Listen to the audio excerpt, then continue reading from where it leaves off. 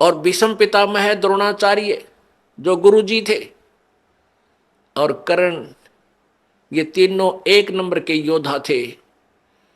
और इन तीनों में से एक भी खड़ा होकर ये कह देता उस दुर्योधन और दुशासन को, खबरदार से बेटी का हाथ लगाया। वो इतने योद्धा थे, पता था दुर्योधन और को कि तुम्हारा सर्वनाश कर देंगे, तो हिम्मत नहीं थी दुशासन और दुर्योधन की द्रौपदी की चीर का हाथ लाने की। लेकिन उस दुर्योधन के मलिन अन्न को खाकर उनकी भीष्म पितामह द्रोणाचार्य और कर्ण की भी आत्मा मलिन होगी, उनके अंदर भी गंदापन छा गया। और उस लड़की को नंगा देखने के लिए वो भी वहीं विराजमान रहे, और उन्होंने उठकर ये भी नहीं कहा तुम के जुल्म कर रहे हो, क्या करने जा रहे हो। इंतजार करते रहे, बैठे हैं कि कब नंगा हो, कब नंगी होगी। तो उनमें के मलिनता होगी। सोच लेना पुण्यात्माओं, जिनको हम बड़े बहादुर और बड़े नेक व्यक्ति मानते थे, उस पूरी सभा में जब उसने देखा अपने पांचों पांडवों की तरफ, पांचों पांडवों की ओर देखा कि ये अभी इन कौरवों को सीधा कर देंगे, मेरी बेइज्जती को नहीं देख सकते। लेकिन वो बंध चुके थे, वो उसको दांव पर लगा चुके थे, वो मर्यादा में बंद कर बैठ गए थे। उन्होंने भी ऊपर को नहीं देखा। जब द्रौपदी ने पुकारा मेरी रक्षा करो, पांचों पांडव नीचे जमीन पर ऐसे गर्दन करके और ऐसे जमीन खोदने लगे। फिर भीष्म पितामह द्रोणाचार्य और कर्ण से पुकारा कि मेरी रक्षा करो। वो तीनों ने भी कोई उत्तर नहीं दिया, कोई रिस्पॉन्स नहीं दिया। केवल एक विदुर था जो भक्ति बीज था, जो एक पुण्य आत्मा था। वो खड़ा हुआ और दुशासन से कहा कि दुशासन, अरे दुर्योधन, तुम किसकी बेइज्जती कर रहे हो, अपने ही परिवार की। अरे पांडवों की बहू और कौरवों की बहू में क्या अंतर है, दुनिया के कहेगी। अपनी इज्जत आप पे उतार रहे हो, तुमने कुछ शर्म आनी चाहिए, कुछ लज्जा करो। तो दुर्योधन ने कहा दुशासन, इसका दर्दे दो दड़ाक, यो तो भाई सदा पांडवों की तरफ बोलता है, ये चाचा नहीं दुश्मन है, ये इन्हीं का चमचा है, इन्हीं की ओर बोलता है। अब दुशासन ने अपने चाचा के थप्पड़ मारा और कहा कि तू तो इन्हीं की ओर बोलता हमेशा, हमारा तूने कभी पक्ष नहीं लिया। तो विदुर जी वहां से उठकर चल पड़े।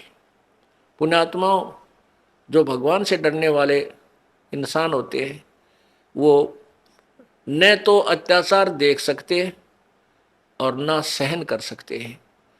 अब उसने देखा कि यहां तेरी बात नहीं चली, कहनी थी वह कह दी। पंचायत में जो पुण्यात्मा भगवान से डरने वाले हों, उन पंचायतियों ने स्पष्ट बात कह देनी चाहिए, इसको मानना चाहिए मत मानना, नहीं तो वो दोषी हो जाते हैं। तो विदुर ने अपने जो कहना था वो कह दिया कि ये गलत कर रहे हो, तुमने ऐसा नहीं करना चाहिए। तो उसमें विदुर को उन्होंने थप्पड़ मार दिया, लज्जित किया। विदुर उठकर चला गया। अब क्या बताते हैं, विदुर कहे ये बंधु थारा, एक कुल एक परिवारा। विदुर के मुख पर लगा थपेड़ा, तू तो है पांडवों का चेहरा, तू तो है बांदी का जाया। भीष्म, द्रोण और कर्ण मुस्काया। पुण्यात्मा इनके इतिहास देखना, जिनको हम बड़े महान आत्मा समझ कहा करते, भीष्म दादा भीष्म। अब जब उसने थप्पड़ मारा दुशासन ने अपने चाचा कर, ने बोला तो बांदी का जाया है, बांदी का जाम है, तेरे अंदर तो ये हीन भावना ही रहेगी, तो सूरवीर थोड़ा ही है। तो उस बात के ऊपर वो तीनों हंसने लगे। कौन? भीष्म पितामह, द्रोणाचार्य और कर्ण। जबकि उन्हें खड़ा होकर कह देना चाहिए था, बेशरम, तेरे शर्म ने अपने चाचा पर हाथ उठा दिया, अपने बाप का मार दिया, तेने चाचा का मार दिया। तो ये सोच, लेकिन वहां दांदरे का डर लागे, दायतरे का है। और उन्हें धमकाना चाहिए था अपने उस बच्चे को। तो पुण्यात्मा, इस काल के जाल को ऐसे समझा जाएगा।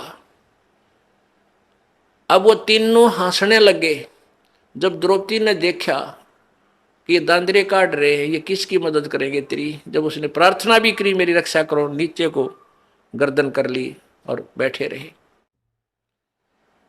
अगर भीष्म पितामह द्रोणाचार्य कर्ण के मन में दोष नहीं होता, उठकर चले जाते। और उधर से दुशासन चीर पकड़ कर उसको नंगी करने के लिए तैयार है, और वो बैठे हैं वहां पर। तो पुण्यात्माओं, जैसे हम संसारिक लोगों का सहारा जब तक लेते हैं, वो सहारा पूर्ण नहीं होता, कच्चा होता है। जैसे हम किसी अच्छा रिश्तेदार है, पैसे वाला है, हम उसको अपना मान कर काख पीटते हैं, भाई हमारा रिश्तेदार बड़ा साहूकार है। उस साहूकार रिश्तेदार पर 20,000 रुपये ले आओ एक बार उधारे, और वो दो दो वर्ष मत देना, और फिर जाना उससे मांगने, जा अपने चाह ने भी टोक लेते हैं, नुगा पैसे दे मेरे पहले वाले। अब वहीं पता लग लेगा कि और उधारे दिए हैं वो तो, और ऐसा इतना जता देगा, उठाया जाना रखा जा। और दूसरे, मान लिया आप किसी मंत्री, मुख्यमंत्री, प्रधानमंत्री की आड़ में, अन्यों सोच लो हम तो बहुत कुछ प्राप्त कर लिया, कल ना उसकी टिकट कट जा, मृत्यु हो जा, या वो पद पर ना रहे, फिर क्या, ये सहारा कहाँ गया। तो हमने वो एक ही सहारा चाहिए जो मालिक का स्थायी है, जो कभी हमारा साथ नहीं छोड़ सकता। तो जब तक हम संसारिक लोगों का आश्रय तकते हैं तो परमात्मा मदद नहीं करता, साइलेंट रहता है भगत के लिए। वैसे तो जो अपना किया वो कर्म भोग ही रहा है। जब द्रौपदी ने देख लिया भाई ना तो ये पांचों पांडव शीश ऊपर न कर रहे, क्योंकि ये बंध गए, इन्होंने जिता दिया मेरे को, अब ये मर्यादा में बंध गए। और भीष्म पितामह द्रोणाचार्य और कर्ण, ये इसका रोटी खा के इस दुष्ट की ये बंध गए, अब किस तो पुकार करूं। तब उसने जब जब इंसान का संसारिक सहारा समाप्त हो जाता है, जब भगवान याद करता है, परमात्मा अब तो तू ही है मेरा। अरे भले आदमी, पहले भी यही था, तेरा भूल थी, तुम इनको अपना मान रहा था जो तेरे नहीं थे। ये स्थायी सहारा नहीं था जिनको तूने अपना जो है सहारा माना था। तो जब उसने पुकार करी है परमात्मा, जब देख लिया कोई रक्षा करनी नहीं, तेरी बेइज्जती होगी, जुल्म हो गया, तो इतना मनंगी होगी। अब बेटी ने यह सबसे बड़ी चिंता होती है, सबसे बड़ा दुख है इसकी जीवन का। तो एकदम उसने हृदय से पुकारा, आत्मा रोई। पुण्यात्मा रोते सभी है आपत्ति में, लेकिन क्या होता है कि यहां आत्मा की पुकार परमात्मा पूर्ण ब्रह्म सुनता है, मन की बकवाद नहीं सुनता। मन तो पता नहीं क्या क्या मांगे, कदे गाड़ी मांगे, कदे कार, कदे रेल मांग ले, इसका नहीं मेरा के मांगे। और आत्मा मांगेगी आपत्ति में खास चीज जो जरूरत होगी उसकी, तो आत्मा के साथ देता है। तो जो ही उसकी आत्मा की पुकार, और यहां एक धर्मराज बना रखा है इस ज्योति निरंजन ने, और उस धर्मराज के पास न्यायाधीश के उसमें कंप्यूटर में, यानी सबके पुण्य डिपॉजिट होते हैं, जिसका जैसा पुण्य बना है शुभ कर्म। तो जो ही उस भक्त आत्मा ने पुकार की, तो उसी समय द्रौपदी की जो पुकार थी वो धर्मराज के दरबार में गई, और वहां एकदम वही कंप्यूटर की वो फाइल खुल गई द्रौपदी वाले प्राणी की, जीव की। तो धर्मराज ने देखा भाई आपत्ति आई है इस आत्मा पर देखो इसका कोई मदद बन सकती है कि नहीं। उसने जो ही उस कंप्यूटर में देखा तो एक संत, परम संत को इसने बगैर किसी डिमांड के, नी इच्छा के, एक इंपॉर्टेंट दान कर रखा है, पूरी साड़ी की साड़ी दान कर रखी है। और संत ने उसके प्रतिफल में एक आशीर्वाद दिया है, और इसके प्रतिफल में मैं इसका खूब मदद कर सकता हूं। तो वहां से वो बटन ऑन कर देता है। तो क्या होता है कि यहां पांचों पांडवों के जो आध्यात्मिक गुरु थे वो श्री कृष्ण जी थे। पुण्यात्माओं, जैसे भी जिस भी इष्ट की जिसने भक्ति करनी है, उसका गुरु अवश्य होना चाहिए, तभी उसको कुछ राहत ईश्वरीय एक्स्ट्रा एड मिलती है। तो उधर से वो धर्मराज के दरबार से, और वो जो पुण्य था वो आया श्री कृष्ण जी के अंतःकरण में, उसके कंप्यूटर में टक्कर मारी आकर एकदम। और ये सब लीला पूर्ण ब्रह्म करवाता है, कबीर भगवान करता है। उसमें श्री कृष्ण जी अपनी पत्नी रुक्मणी के साथ अपने महल में शतरंज खेल रहा था। अब इस बात को समझना पुण्यात्माओं, क्योंकि आध्यात्मिक ज्ञान है, बड़ी गहराई से सोचना पड़ेगा आपने कि हम किसको कर्ता मान रहे थे, वास्तव में करता है कौन। तो जब वो रुक्मिणी के साथ वो खेल रहा था शतरंज, तो उसमें पासे डालते हैं ऐसे, और पासे डालते डालते कोई शब्द बोलते हैं, कच्चे 11 पक्के 12 पौ 12, या जैसा भी कोई ऐसा बोलते, ले ऐसे बोलता हूं मैं, ऐसे मांगता हूं। वो मिलते क्या है ओड़े सोड़े, वो बाद की बात है। तो जो ही श्री कृष्ण जी ने पासे डाले, उधर से वो कंप्यूटर धर्मराज के दरबार से कंप्यूटर से रिफ्लेक्स होकर के वो पुण्य आया श्री कृष्ण जी के पास, और एकदम श्री कृष्ण उसमें पावर आई, एकदम श्री कृष्ण जी का हाथ ऐसे आकड़ गया। पौ 12 नहीं बोला, कच्चे 12 18 नहीं बोला, हाथ ऐसे करके कहने लगा अनंत। जैसे किसी में प्रेत आ जा रहे, एकदम कहता रोकड़ जो करने लग जा, ऐसे उसमें ऐसी क्रिया श्री कृष्ण जी की होगी। तो रुक्मणी ने हाथ पकड़ा और हंसने लगी, कहने लगी ये अनंत क्या है, ये कहते 11 बोल के 12 बोलने थे, ये अनंत क्यों कहा। तो वहां श्री कृष्ण जी ने के अंदर वो चेतना दी काल परमात्मा ने। अब क्या बोली वो पावर जो श्री कृष्ण जी के अंदर आई थी, रुक्मणी कर पकड़ा मुस्काई, हाथ पकड़ के हंसन लगी और अनंत कहा, मोकू समझाई, यो अनंत क्यों कहा तने मुझे समझा। अब कहते हैं दुशासन ने द्रौपदी पकड़ी और हमरी भक्ति सकल में सिकरी, जय हमारी भक्त पिछोड़ी होई तो हमरा नाम न लेवे कोई। तंदे ही से पासा डारी, वो तो वहां खेल रहा है, फिर पासे खेलने लग गया इतना कह के। तो वहां से वो शक्ति, वहां से जैसे अब यहाँ कंप्यूटर आजकल जो चल पड़े हैं, इनसे बहुत कुछ राहत हमें आध्यात्मिक ज्ञान सुनने में मिलती है। जैसे कंप्यूटर लिखने वाले क्या करते हैं, एक पॉइंट से लेते हैं, फिर उससे आगे उसका लेखन कार्य उसी से करते हैं, कितना कर लो जाए। तो ऐसे वहां से वो शक्ति, फिर वो परमात्मा सूक्ष्म रूप धार के कबीर भगवान गुरु मर्यादा को रखते हुए वो पूर्ण ब्रह्म सूक्ष्म रूप धारण करके और श्री कृष्ण रूप बना के द्रौपदी के शीश के ऊपर आकर विराजमान हो गया। बाहर पीछे से ऐसे कर दिया, आशीर्वाद दिया पीछे खड़ा होकर के, किसी को नहीं दिखाई दे रहा। कहते हैं तंदे ही से पासा डारी, पहुंचे सूक्ष्म रूप मुरारी, खेचत खेचत खेच कसीसा, सिर पर बैठे हैं जगदीशा। द्रौपद सुता को दीने लीर, ताके अंत बढ़ाए चीर।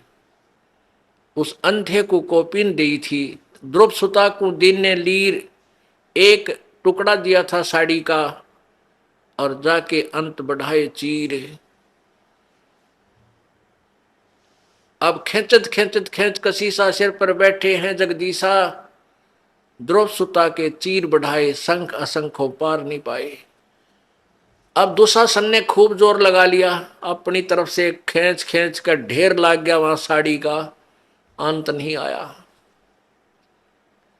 दुशासन इतना तगड़ा बताते हैं कि कई हजार हाथियों की ताकत, इतना जैसे आजकल हॉर्स पावर से बिजली की ताकत नापते हैं ना, उसमें आदमिया की ताकत एलिफेंट पावर से नापा करते हैं। तो 1000 एलिफेंट पावर का था वो दुशासन। और द्रौपदी एक कोमल सी बेटी, भक्ति की शक्ति के सामने वो राक्षस फीका पड़ गया। उस कोमल कमल के फूल जैसी उस लड़की का वो पत्ता भी नहीं तोड़ सका, यानी उसका कुछ नहीं बिगाड़ सका। तो जिन्होंने प्रभु का आश्रय लिया है विधिवत, तो उनको कहते हैं देते को हर देत है, जहां तहां से आन और ना दिया वह मांगते फिरियो, फिर परमात्मा सुने नहीं का। तो पुण्यात्माओं, अब जैसा भी आप पुण्य धर्म करते हो वो आपके गुड अकाउंट में लिखा जाता है।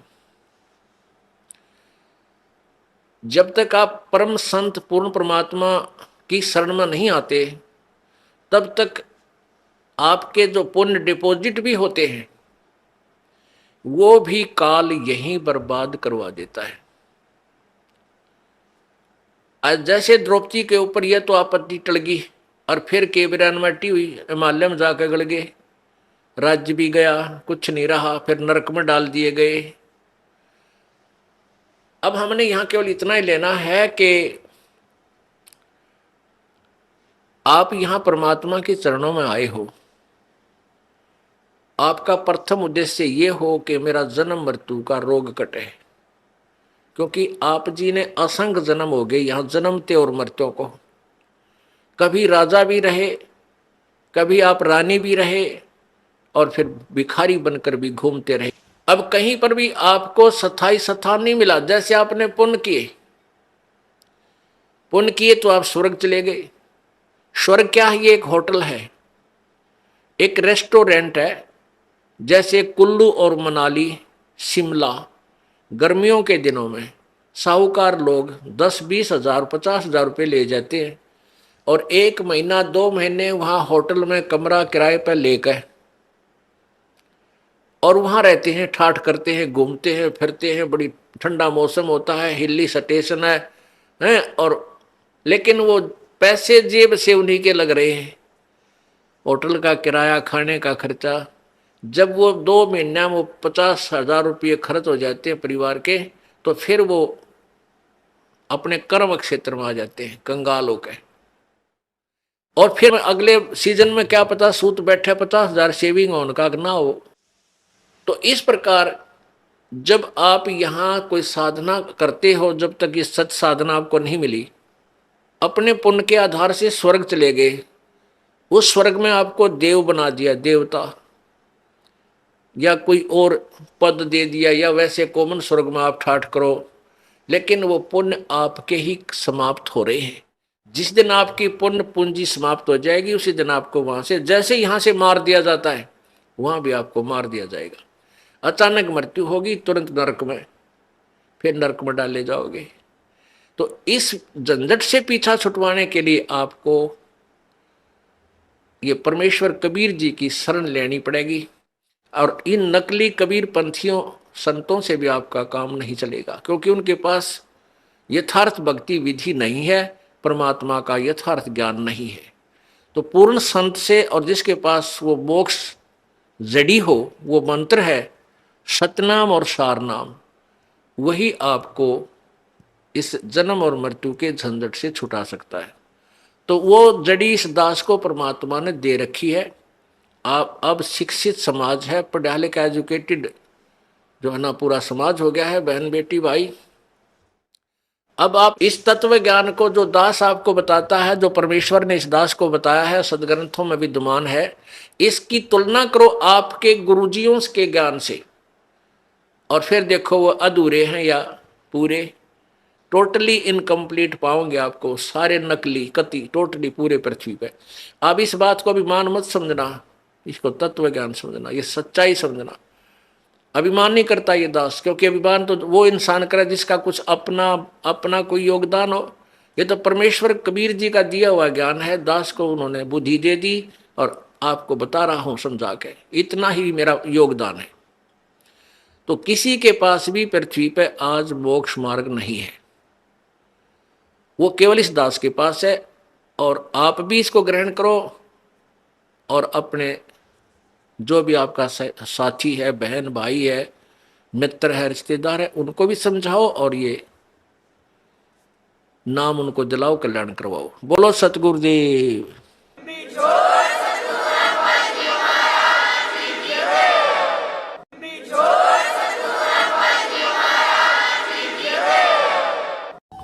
सब्सक्राइब करें लास्ट भक्ति यूट्यूब चैनल को और बेल आइकन को प्रेस करें ताकि आने वाली वीडियो की नोटिफिकेशन आपको मिलती रहे सत साहिब।